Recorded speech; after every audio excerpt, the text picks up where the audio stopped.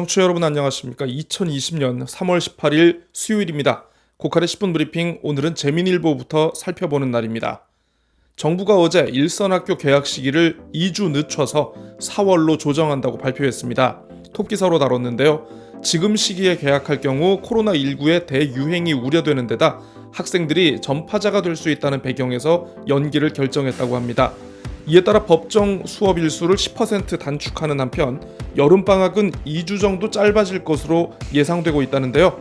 연기 기간 동안 학교별로 원격 학습을 운영하는 한편 유치원과 초등학교의 긴급 돌봄도 7시까지 운영될 예정이라고 하는군요. 준톱 기사 넘어가죠.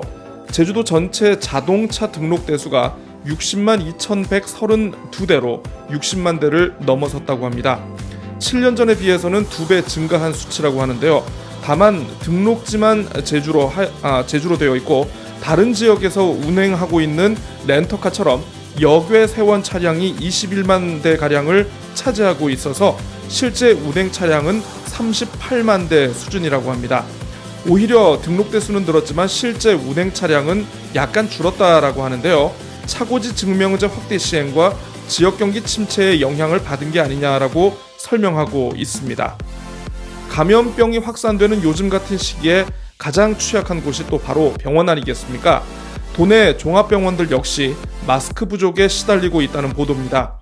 생산되는 마스크 대부분이 공적 판매 물량으로 빠지면서 병원 배정 물량을 맞추지 못하고 있기 때문이라는데요. 병원 한 곳당 하루 2,000개 정도의 마스크가 필요한데 공급량이 70% 수준에 불과하다고 합니다.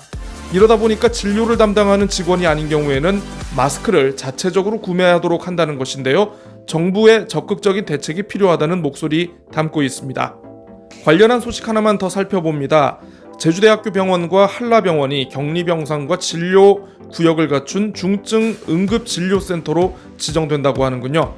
이에 따라 전문 장비는 물론이고 감염병 전문 인력이 배치될 예정이라고 합니다. 제주일보로 넘어가 보죠. 산림청 국립산림과학연구원의 자료를 인용한 톱기사 올렸습니다. 도내 산림 토양의 산성화가 지속되고 있다라고 하는데요. 토양 내 수소 이온의 농도가 낮아서 양분의 결핍 그리고 독성 금속 물질의 증가를 유발, 결국 식물의 생장에 악영향을 미친다는 것입니다. 화학 비료 과다 사용이라든가 대기질 오염과 같이 여러 가지 요인이 복합적으로 작용하지 않았나 싶은데 이 현무암과 화산 회토로 된 제주의 토질 역시 영향을 미치는 것으로 보인다는 전문가의 의견 덧붙이고 있습니다. 사이드 기사 살펴보겠습니다. 어제 도의회 임시회가 열렸는데요. 교섭단체 대표 연설을 통해 여야가 신경전을 벌였다는 소식입니다. 제2공항 사업에 대해 미래통합당은 반드시 필요하다는 입장과 함께 민주당 국회의원의 책임론을 꺼내 들었고요. 이에 반해 민주당은 제2공항 추진과 관련한 절차적 투명성 확보를 강조했다고 합니다. 지난 월요일 제주일보의 기사로 논란이 촉발됐습니다. 송재호 예비후보에 붙인 송방식 씨가 대동청년단 지역 책임자인 것은 맞지만 학살에 관여한 사실은 없다라는 진술을 제주일보가 보도했는데요. 무소속 박희수 예비후보와 일부 지지자들이 반발했죠. 기사에 나온 인터뷰이들이 이른바 송 후보와 가까운 사람들이라서 기사 자체를 신뢰할 수 없다라고 말이죠. 특히 박 예비후보는 어제 오후 2시까지 증거를 제시하지 않으면 인터뷰 관계자들을 고발하겠다라고 으름장까지 놨는데요. 결국 증거 제시했습니다. 김동만 4.3 연구소 이사 그리고 박찬식 전 제주학 연구센터장이 내놓은 자료를 보니까 이 제주일보의 전신인 제주신보의 1947년 4월 30일자 보도 내용, 그리고 재민일보 4.3 취재반이 발간한 4.3은 말한다 1권, 2008년 출간된 제주 4.3 사건 증언 채록집, 그리고 피해자의 2018년 미국 의회 증언 내용, 그리고 2004년 나온 제주 4.3 사건 진상보고서, 그리고 지난 월요일 발간됐죠. 추가 진상보고서를 제시했는데요.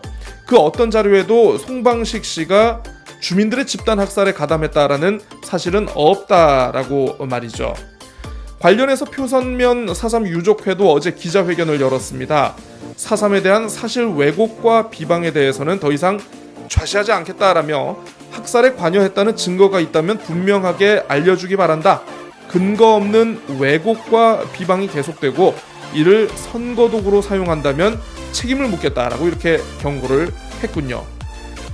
관련해서 박희수 예비후보가 어떤 입장을 내놓을지 궁금해서 좀 찾아봤는데 기사로 나온 건 없더군요. 다만 JIBS가 관련 내용 리포트로 보도했는데요. 선거 캠프와 논의해서 대응에 나서겠다라고 전했다고 하는군요. 본인 입으로 송재호 부친에 대한 의혹 제기가 이러면 이제 어디까지나 선거용이라는 사실을 명확히 밝힌 게 아닌가 싶은데 개인적으로는 좀 좋아했던 정치인이고 그리고 고칼의 제주팟에도 출연을 하셨던 분인데 참 안타깝네요. 네. 한라일보로 가겠습니다.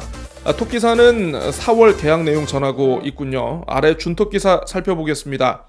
임시회가 열린 어제 제주도의회 본회의장 사진이 인상적인데요.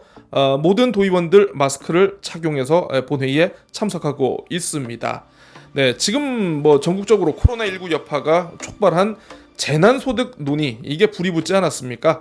어제 김태석 도의회 의장이 개회사에서 재난기본소득 논의를 해야 할 시기다 이렇게 선언을 했다고 하는군요.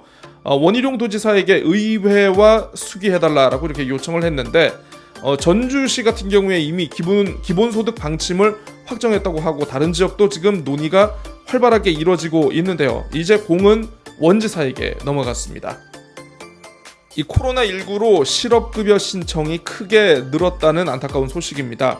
관광객이 워낙 급감해서 소규모 호텔이라든가 관광업체의 경우에는 직원들에게 무급휴가 또는 사직 등을 권고하고 있기 때문이라는데요.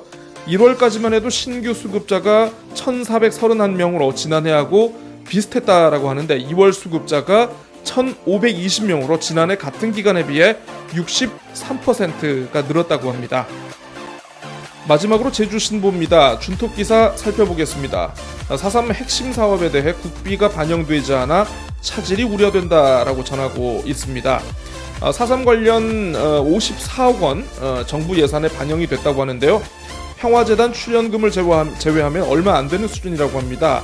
4.3 복합센터 건립 용역비 그리고 전국 홍보사업, 유해 발굴 사업 예산은 한 푼도 반영되지 않았다라고 하는군요.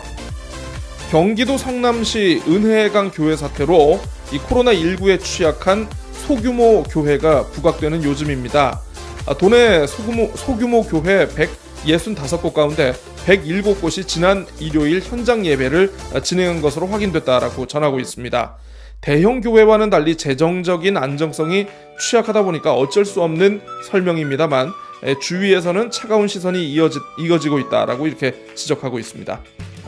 요즘 길거리를 다니다 보면 마스크 끼지 않은 사람 보기가 더 어려운 게 현실이죠. 사용한 마스크를 함부로 버리는 사례가 있어서 2차 감염이 우려된다는 기사인데요. 가장자리만 잡고 반으로 2번 접은 다음에 끈으로 마스크를 묶어서 살균제를 뿌려서 비닐봉투에 담아 버리는 게 이게 또 정석이라고 하는군요. 네, 저는 그냥 종량제 봉투에 버리긴 하는데. 네, 자 10분 브리핑 오늘 순서 여기까지 하겠습니다. 저는 내일 다시 찾아오겠습니다. 안녕히 계십시오.